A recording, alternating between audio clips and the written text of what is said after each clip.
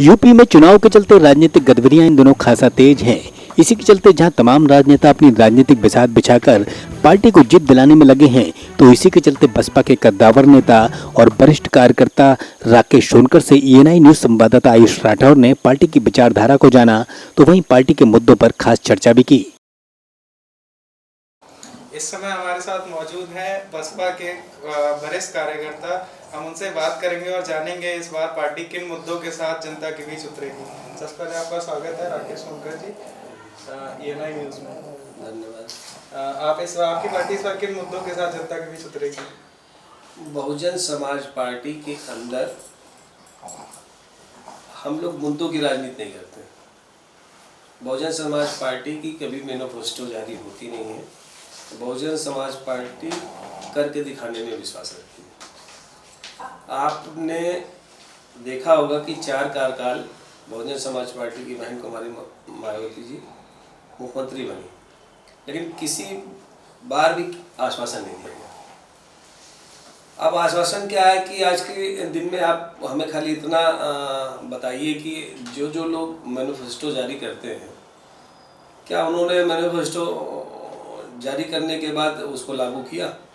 बाकी पार्टियां तो कहती हैं, जो वो कहती हैं वो करके दिखाती हैं। जैसे क्या करके दिखाया? 15 लाख रुपया आ गया खाते में, आ गया, बताइए। उन्होंने कहा था 2 करोड़ आदमियों को रोजगार देंगे, रोजगार आ गया। इतना बड़ा सम्मेलन किया कि यहाँ पर बहुत सारा पैसा आएगा और उत्तर प्रदेश में बहुत सारे कारखाने लगेंगे, बहुत सारे रोजगार होंगे। क्या रोजगार हुआ? ये तो आपको उनसे पूछना चाहिए। बहुजन समाज पार्टी की सरकार में क्या काम हुआ, आप हमसे पूछिए, मैं बताता हूँ आपको कि बहुजन समाज पार्टी की सरकार में क्या काम हुआ। तो बीजेपी का कहना ये है कि इस बार नोएडा में, उत्तर प्रदेश में काफ़ी सारी कंपनियों ने इन्वेस्ट किया है, तो इसको आप किस तरह देखते हैं? नोएडा में कोई कंपनी का नाम तो बताइए। उनका कहना है काफ़ी सारी। उनका कहने से मतलब नहीं है, हमारा पूछना ये है कि कौन कौन सी कंपनियां आई हैं, क्या क्या रोजगार दिया है। अगर आप पकौड़ा तलने को रोजगार मानते हैं तो अच्छी बात है, लोगों को रोजगार मिला। अच्छा, बसपा में क्या रोजगार आया था? बहुजन समाज पार्टी में सालों से बैकलॉग की भर्तियां नहीं हुई थी। बहन जी ने बैकलॉग लागू करके लाखों भर्तियां की। वाल्मीकि ने नगर विकास मंत्रालय में ही कम से कम नहीं तो 1.5 लाख वाल्मीकि समाज के लोगों को नौकरियां दी गई। किस डिपार्टमेंट में नौकरियां नहीं आई? जल निगम में नौकरियां आई, अधीनस्थ सेवा चयन आयोग के माध्यम से रोजगार सृजन किया गया, लोगों का हुआ। आज की डेट में तो आप देख रहे हैं ना कि जितने भी एग्जाम कंडम हो रहे हैं, सारे एग्जाम कहीं ना कहीं पेपर लीक आउट हो जा रहे हैं। उसके बाद नौजवान का 3 साल 4 साल 5 साल बर्बाद हो रहा है। अधीनस्थ सेवा चयन आयोग से आज तक एक भर्ती नहीं हुई, 5 साल हो गए। अच्छा, अभी जो इलाहाबाद में जो भी दंगा हुआ है, बच्चों द्वारा किया गया है, उसको आप किस तरह देखते हैं? नहीं, कोई भी दंगा को सही नहीं ठहराया जा सकता। बात करने का एक तरीका होता है, प्रोटेस्ट करने का एक तरीका होता है, उसको हमको उस तरीके से करना चाहिए। लेकिन आप ये देखो ना कि धैर्य इंसान कब तक रखेगा। किसान का मुद्दा ले लीजिए, सालों से उनको दिल्ली के बाहर रोक दिया गया, प्रोटेस्ट करते रहे। अगर आपके कानून में कमियां नहीं थी तो फिर वापस क्यों ले लिया? 750 आदमी आपका मर गया, आज तक उनको शहीद के रूप में आपने एक्सेप्ट नहीं किया। तो किसान क्या है?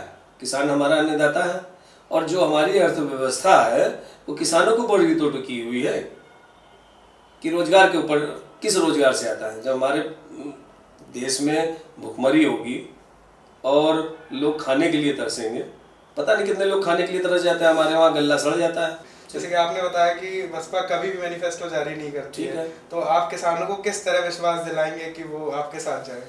जब पहली बार बहुजन समाज पार्टी की सरकार बनी थी तो गन्ने मूल्य पे 80 रुपये बहन जी ने सबसे ज़्यादा बढ़ाया था। अगर किसान से आप पूछेंगे जाकर के तो आपको बताएगा। बहुजन समाज पार्टी की सरकार में ये तो बताया कोई कि किसान कौन सा नाराज था हमसे। हमने तो पहले उनकी बात सुनी, उनकी बात सुनने के बाद सुबेरे के पेपरों में निकला कि 80 रुपये गन्ने का मूल्य बहन जी ने बढ़ा दिया। हमसे किसान कहाँ नाराज है? हमसे हिंदू कहाँ नाराज है? हमसे मुसलमान कहाँ नाराज है? हिंदू मुसलमान तो ये 2 पार्टियां आपस में लड़ने और लड़ाने का काम कर रही हैं, क्योंकि ये एक दूसरे की पूरक है। इस बार देख सुनने में आ रहा है कि सतीश मिश्रा जी को मुख्यमंत्री का उम्मीदवार बनाया जाएगा, तो ये बात कहाँ तक सही है? ये तो सब मीडिया की अफवाह है, और मीडिया कभी मुख्यमंत्री बना देती, कभी वो बना देती। बहन जी ने कई बार खुल करके कहा है कि बहुजन समाज पार्टी की कोई भी लीडर होगा वो शेड्यूल कास्ट का। से निर्भया केस से एडवोकेट जो थी वो आपकी पार्टी में ज्वाइन हुई हैं, तो इसको जनता किस तरह देखे?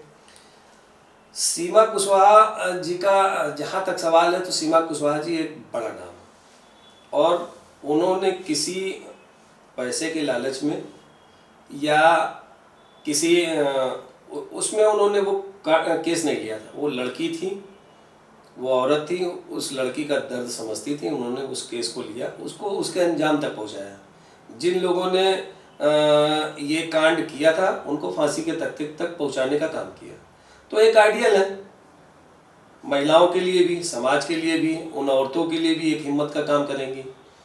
और कहीं ना कहीं बहुजन समाज पार्टी से प्रेरित होकर के आई। उनको तो बहुत सारी पार्टियों ने ऑफर दिया, उनके नाम को कैश कराना चाहती थी, लेकिन उन्होंने देखा एक उत्तर प्रदेश के अंदर बहुजन समाज पार्टी की बहन कुमारी मायावती जी अकेले लड़ रही महिलाओं की लड़ाई, तो उन्हें लगा कि बहुजन समाज पार्टी में जाना चाहिए। वो आई हैं तो उसका लाभ बहुजन समाज पार्टी को मिलेगा, उन महिलाओं को भी ताकत मिलेगा। अच्छा, महिलाओं की बात हुई है, जैसे कि प्रियंका जी ने नारा दिया है लड़की हूँ लड़ सकती हूँ, इस पे बहुजन समाज पार्टी क्या कहना चाहेगी? लड़की हूँ लड़ सकती हूँ, तो अभी यूपी में उनको इलेक्शन लड़ना है, उनके पास ज़मीन है नहीं, किसी न किसी मुद्दे को लेकर के उनको अपनी बात रखनी तो ही है। अगर लड़की हूँ लड़ सकती हूँ तो छत्तीसगढ़ में क्यों नहीं लड़ लेती, राजस्थान में क्यों नहीं लड़ी?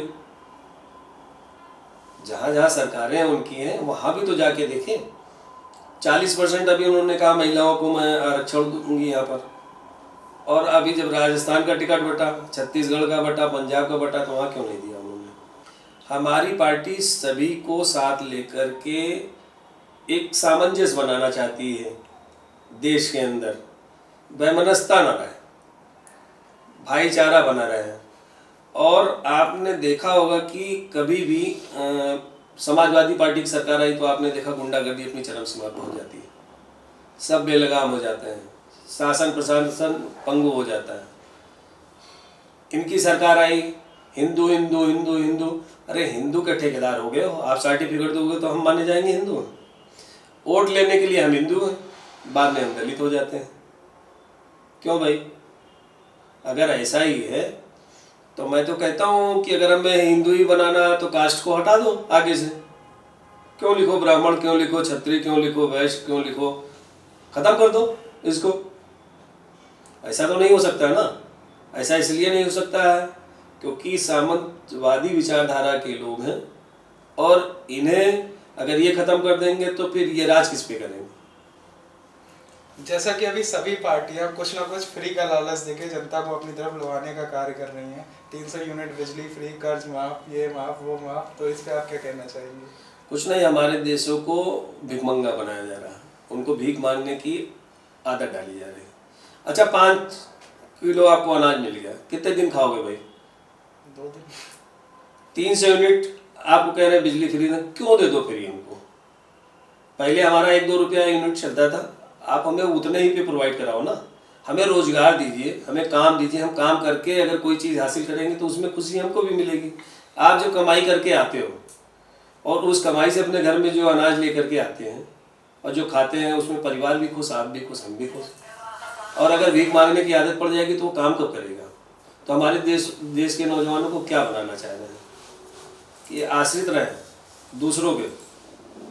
आप, हमारे अंदर सामर्थ्य है, हम पढ़े लिखे हैं, तो हमारे जो पढ़ा लिखा है उसको उस तरह की, जो नहीं पढ़ा लिखा है अगर हाथ पाँव चला सकता है तो उसको उस तरह का रोजगार दीजिए। रोजगार दीजिए, काम दीजिए, लोगों को भिखारी बनाने का प्रयास मत करिए। और ये बहन जी कभी नहीं करती, रोजगार देती हैं। मनरेगा था, देखिए हमारी जब सरकार आई तो हर ठेके में 25 लाख तक का काम विदाउट ना हैसियत सर्टिफिकेट चाहिए होता था, ना वो चाहिए होता, तो उनको लागू किया। लोग अपना काम लेकर के करते थे, अपने बच्चों का पालन पोषण करते थे।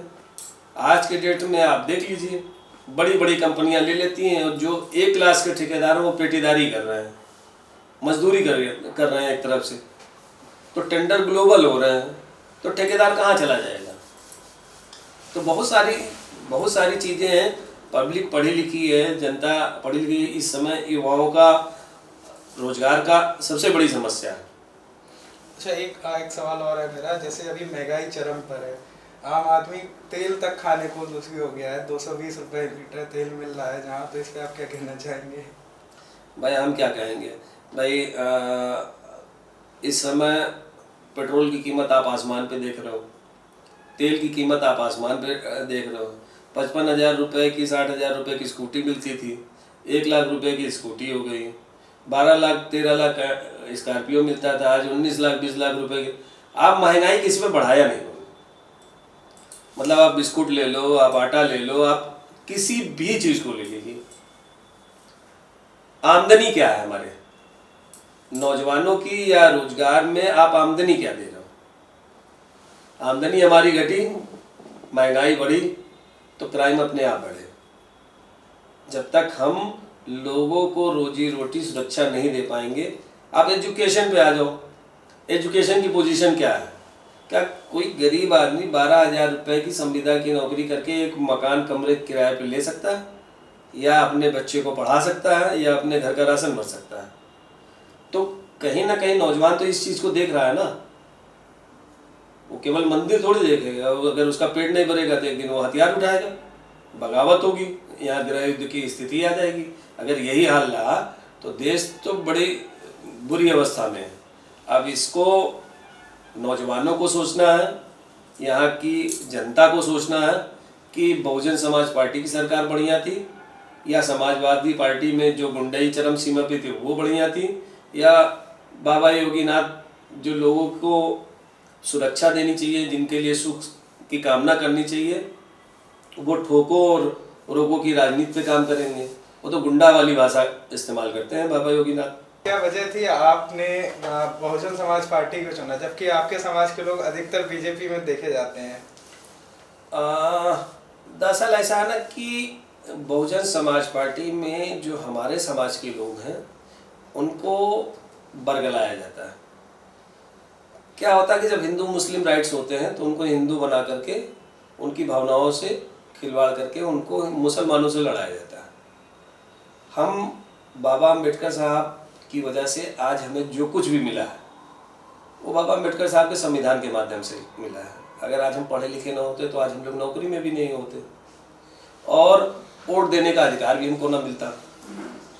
तो क्या है ना कि समाज जिस दिन हमारा पढ़ लिख करके और जागरूक हो जाएगा, उस दिन वो अपने आप मानवर काशीराम साहब, बाबा अम्बेडकर साहब के विचारों को पढ़ने के बाद वो कतई भाजपा में नहीं रह सकता। वो बहुजन समाज पार्टी को एक दिन ज्वाइन करके बहुजन समाज पार्टी के हाथों को मजबूत करेगा।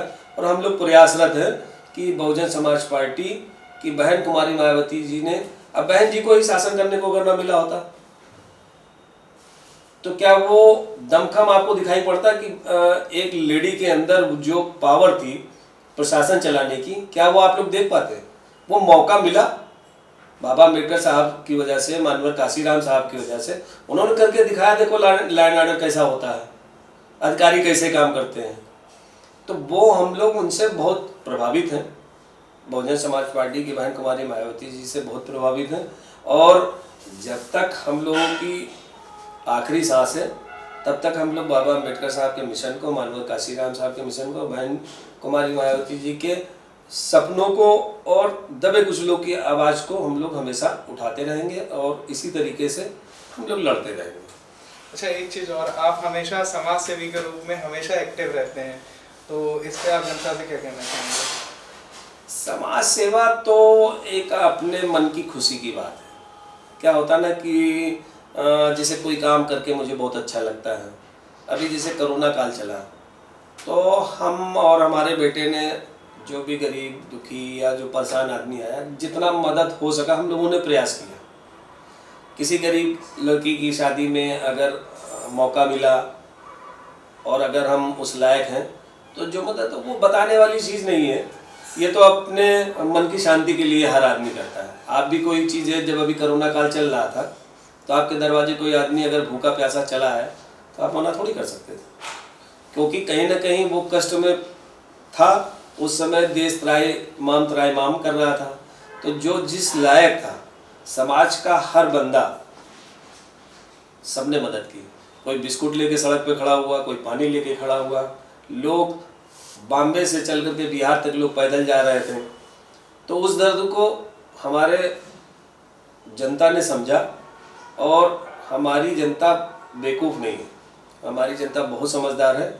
और आपने देखा होगा कि जब बहुजन समाज पार्टी की सरकार बनी थी तो किसी को नहीं लगता था, तब तो बता रहे थे कि 38-40 सीटें मिलेंगी, तब हम 306 सीटें पा करके पूर्ण बहुमत की सरकार बनाए।